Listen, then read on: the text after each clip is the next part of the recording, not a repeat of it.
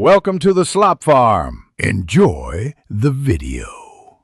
You start by importing both the main audio and the reference track into separate tracks so you can compare waveforms directly.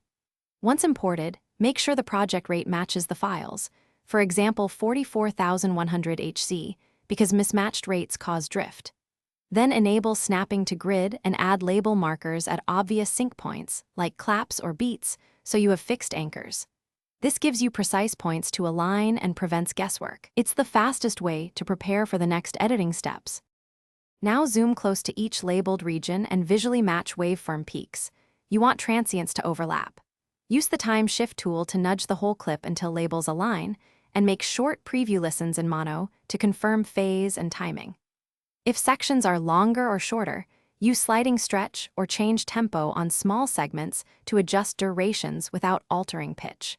Make incremental changes and re-listen between edits. That way you preserve natural timing and avoid introducing artifacts. Finish by smoothing edit points with short fades or crossfades to remove clicks, and then export a test file using the same project rate. Play that export on different devices and players to verify sync. Make sure lips or beats match video and that delays aren't device-specific. If you notice drift, check sample rates and any hardware latency settings. Resample tracks to the same rate if necessary. If problems persist, recreate labels and align again on smaller segments. That fixes persistent timing errors. Thanks for watching. Consider subscribing if we helped you today.